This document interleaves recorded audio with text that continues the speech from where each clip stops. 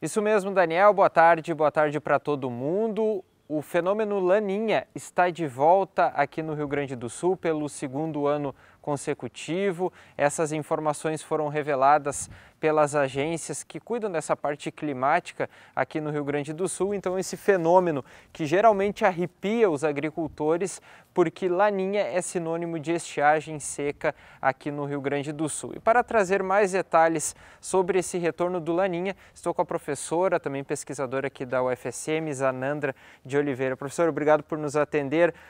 Os agricultores que estão nos acompanhando, o que eles podem esperar desse fenômeno agora para o ano de 2021, 2022, principalmente nas culturas de verão, soja, milho e também o arroz? Boa tarde. Boa tarde a todos os espectadores, aqueles que nos acompanham. É um prazer estar aqui hoje falando desse tema tão importante para os nossos produtores rurais, né, que já estão aí iniciando a semeadura das culturas de verão, com esse prognóstico de chuvas abaixo da normal.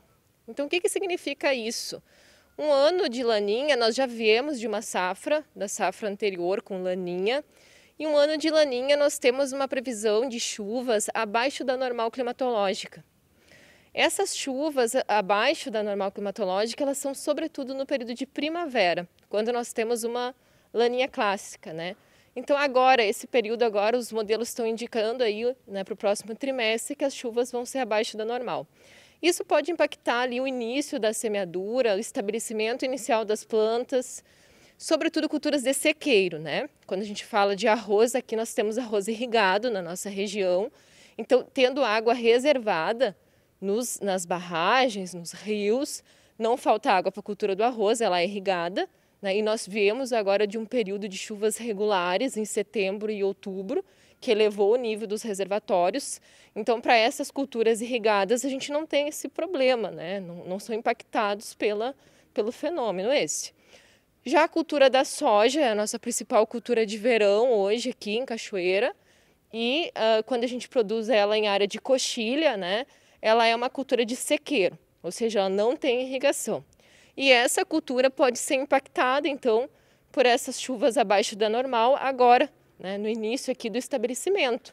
Pode vir a dar problemas de estande inicial de plantas, a fase vegetativa ali com uma menor disponibilidade hídrica, a gente pode ter plantas com menor índice de área foliar, então plantas com menor potencial produtivo, né, e pode ser impactada nisso. Mas o verão, a princípio, no verão a gente tem chuva dentro da normal, que aconteceu na safra passada. Nós tivemos chuva dentro da normal. Na safra passada a gente teve alguns episódios de chuva pontual, quando a soja estava em R1, que é a floração, e enchimento de grão, e teve altas produtividades, a gente conseguiu ter boas produtividades, mesmo em um ano com Laninha. Então não se assustem os produtores, né? A gente tem esse prognóstico de ser uma Laninha de baixa intensidade. Ainda não aconteceu o acoplamento atmosférico do fenômeno, aconteceu o resfriamento das águas do oceano, mas falta ter essa mudança dos ventos para que ele se concretize, né? E ele se concretizando, a gente tem esse prognóstico. Professora, nos últimos anos, o produtor ele se acostumou com a estiagem, com a seca, né? Ele se adaptou, digamos assim, diante da situação climática.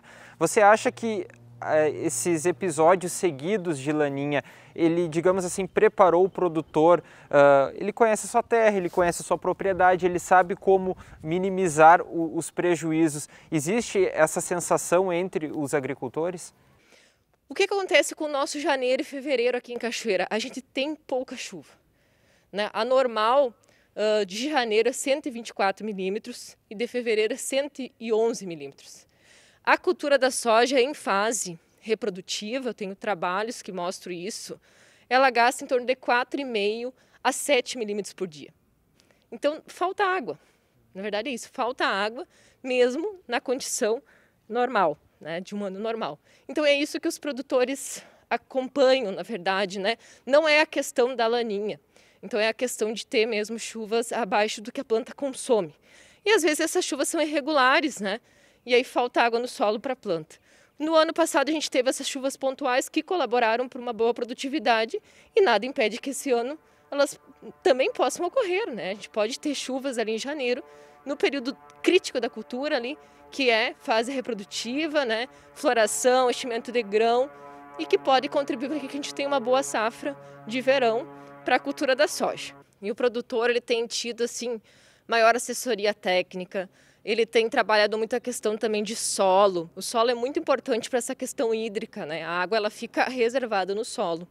Então, se o produtor está fazendo um trabalho bom e armazenando essa água da chuva, né? Então, é um produtor que tem mais garantia também aí à falta de água nas suas áreas, né? Então, esse produtor ele vem sendo preparado, a lavoura ela está tecnificada, né? Muito conhecimento, muita tecnologia, e isso contribui também, né, para essa melhoria nas produtividades e que para mesmo em anos, né, com menor disponibilidade hídrica, a gente tenha produtividades aí boas, né? Boas assim. Sobre a questão do Laninha, qual é o período que ele vai ser possivelmente mais forte agora para 2021, 2022? Já tem mais ou menos esse prognóstico? Eu estava dando uma olhada agora ali nos modelos, né, nos sites de previsão, INMET, outros sites, né? E ele está indicando aí para Laninha a partir de novembro, né? De novembro até janeiro, então um pouco mais tardio. A gente está tendo chuvas dentro da média ainda nesse momento, né?